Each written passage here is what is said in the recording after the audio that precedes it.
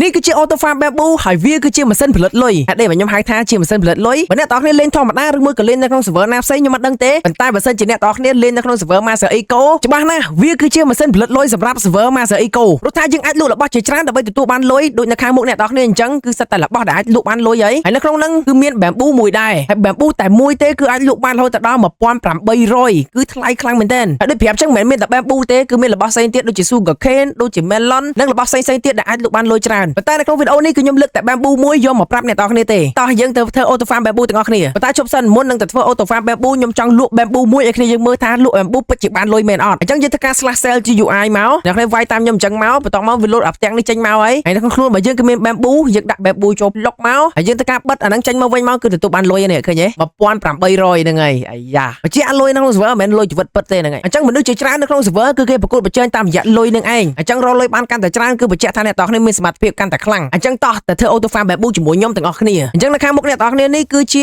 auto farm bamboo ដែលយើងគ្រាន់តែដាក់ bamboo ចោលដាំចោលអញ្ចឹងមកហើយម៉ាស៊ីនហ្នឹងវា auto កាត់ដល់ពេលដែល auto កាត់ហើយយើងគ្រាន់តែបាក់ hub មកគឺយើងទទួលបាន bamboo automatic តែម្ដងឃើញទេអញ្ចឹងទាំងអស់គ្នាមើលទៅឥឡូវនេះ bamboo របស់ខ្ញុំកំពុងតែឡើងហើយឃើញទេគ្រាន់តែឈរចោលអញ្ចឹងក៏បានលុយដែរឃើញអត់អញ្ចឹងយើងគ្រាន់តែធ្វើការ collect bamboo ហ្នឹងមកហើយយើងធ្វើការ slash sell GUI ដាក់វាលក់ទៅគឺទទួលបានលុយហើយអញ្ចឹងដើម្បីសង់ម៉ាស៊ីនហ្នឹងបានគឺយើងត្រូវការរបស់មួយចំនួនដែលក្នុងហ្នឹងមានដូចជា hub hopper mud គឺដីភក់ cobblestone piston observer redstone glass និង bamboo ទុកយកមកដាំនឹងឯងអញ្ចឹងអ្នកទាំងគ្នាជាអ្នកលេង Minecraft ចេះផលិតរបស់ទាំងអស់ហ្នឹងហើយសូមខែទៅនាទីទីប៉ុណ្នេះដើម្បីមើលពីរបៀបសាងសង់តែម្ដងទៅមិនបាច់ទៅរករបស់ទេប៉ុន្តែអ្នកទាំងគ្នាអត់តន់ចេះទាំងរករបស់ទៀតតោះទៅរករបស់ជាមួយខ្ញុំរបស់ទី1គឺ chest អញ្ចឹង chest អត់មានអីពិបាកទេយើងត្រូវការតែឈើទេយើងត្រូវការកាប់ឈើមកយើងបាច់ដុំឈើយើងក្រាស់ crafting table យើងបង្កើត crafting table អាហ្នឹងចេះទាំងអស់គ្នាបាច់ខ្ញុំបរៀនទេហើយបន្តមកទៀតយើងដាក់ឈើព័ទ្ធជុំវិញចេះមកគឺទទួលបាន hub ហើយឃើញអត់អញ្ចឹងអ្នកកាប់ឈើឲ្យច្រើនផលិត hub ឲ្យច្រើនមកហ្នឹងហើយអញ្ចឹងឥឡូវយើងបាន hub ហើយចូលមកកាន់របស់ទី2គឺ hopper អញ្ចឹងដើម្បីផលិត hopper បានគឺយើងត្រូវការដៃជាមួយនឹង chest គឺ hub មិញហ្នឹងឯងគឺយើងផលិតបានច្រើនហើយត្រូវទេអញ្ចឹងរួចខ្លួនមួយហើយនៅឡើយតែដៃទេអញ្ចឹងដៃគ្នាយើងចូលរួមភ្នំមកជីកវាឲ្យច្រើនហើយយកវាទៅដុតទៅគឺបានដៃហើយអញ្ចឹងបន្ទាប់ពីយើងជីកបានដៃជាច្រើនហើយយើងយកវាមកក្រាស់មកដាក់អញ្ចេះហើយដាក់អញ្ចេះមកតមកទៀតដាក់ hub កណ្ដាលអញ្ចេះមកយើងទទួលបាន hopper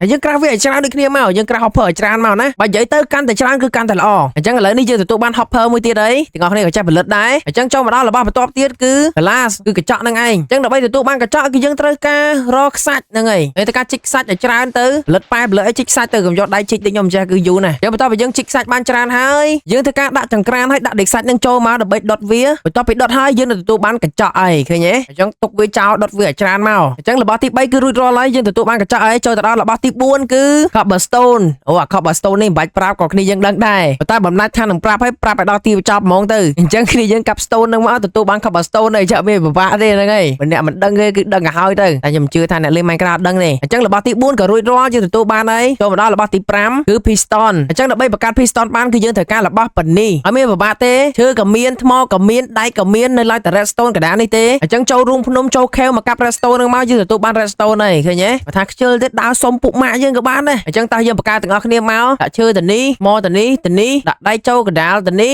ហើយដាក់ redstone ទៅនេះហើយយើងទទួលបាន piston ហើយឃើញអត់អញ្ចឹងផលិតវាច្រើនមករបស់ទី5រួចរាល់ចូលទៅកាន់របស់ទី6គឺ observer ហ្នឹងក៏អត់មានបាក់ដែរគឺត្រូវការរបស់ប៉ានី cobblestone ក៏មាន redstone ក៏មានយើងជីកហើយនៅឡើយតែរបស់មួយនេះទេគឺ nether quartz អញ្ចឹងយើងធ្វើការ slash spawn មកដល់ spawn វិញយើងចុច random teleport មកហើយយើងយក nether យើងទៅកាន់ nether បានរកអា nether quartz ហ្នឹងបានចុច nether ផ្លាប់មកហើយគ្រាន់ចេញមកភ្លាមគឺឃើញវាភ្លាមតែម្ដងនេះកណ្ដាលមុខតែម្ដងមានពិបាករកទេអញ្ចឹងអសសហ្នឹងយើងកាប់វាមកនេះវាជ្រុះហើយបន្ទាប់ពីបានហើយគឺយើងបានរបស់គ្រប់ហើយយើងធ្វើការបង្កើតវាមកដាក់ចេះដាក់ redstone 2អញ្ចេះហើយដាក់វាមួយមកគឺចាញ់ហើយនេះ observer របស់ទី6ក៏ហើយចូលមកកាន់របស់បន្ទាប់ទៀតគឺ redstone អូយ redstone មានហើយអញ្ចឹងយើង skip ចោលចូលទៅកាន់របស់បន្ទាប់ទៀតគឺ mud ហ្នឹងគឺដីភក់អញ្ចឹងដើម្បីទទួលបាន mud ហ្នឹងគឺស្រួលបំផុតតែម្ដងយើងធ្វើការជីកដីមកទីកាន់តែច្រើនកាន់តែល្អបន្តមកទៀតអាកញ្ចក់ឲ្យយើងបង្កើតបានមិញហ្នឹងគឺយើងយកវាមកដាក់ចូល crafting table ដាក់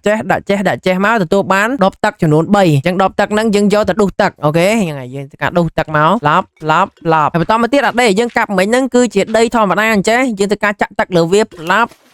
មកវាចេញទៅជាដីភក់អីឃើញទេអញ្ចឹងរួចរាល់ជាស្រេចគឺទទួលបានដីភក់មួយទៀតហើយបន្តមកទៀតរបស់ដែលយើងខ្វះបានគឺរបស់ចុងក្រោយនេះដែលវាគឺជា bamboo អញ្ចឹងធ្វើ auto farm bamboo អត់មាន bamboo គឺធ្វើអត់កើតទេអញ្ចឹង bamboo ហ្នឹងត្រូវការយើងដើររកវាហើយបើសិនជាអ្នកនរគ្នាជិលដើររកសុំគេក៏បានដែរសុំពីណាក៏បានសុំគ្នាយើងទៅបើគេចិត្តល្អគេឲ្យហើយប៉ុន្តែបើយើងសំណាងយើងដើរមកជួបជាមួយនឹងចកា bamboo ចេះអីគឺលុយសតហើយហ្នឹងហើយយើងត្រូវការកាប់ bamboo ដើម្បីយកទៅលក់យកលុយសិនទៅហើយសល់ប្រហែលចាំយើងយកទៅផ្ទះយើងដើម្បីយកធ្វើ auto farm អញ្ចឹងឥឡូវនេះគឺយើងទទួលបានរបស់ពេញដៃអស់ហើយបន្តមកទៀតនេះគឺយើងដល់ពេលសាងសង់អញ្ចឹងរបៀបសាងសង់ស្រួលទេតែខ្ញុំសូមប្រើ creative តែម្ដងទៅដើម្បី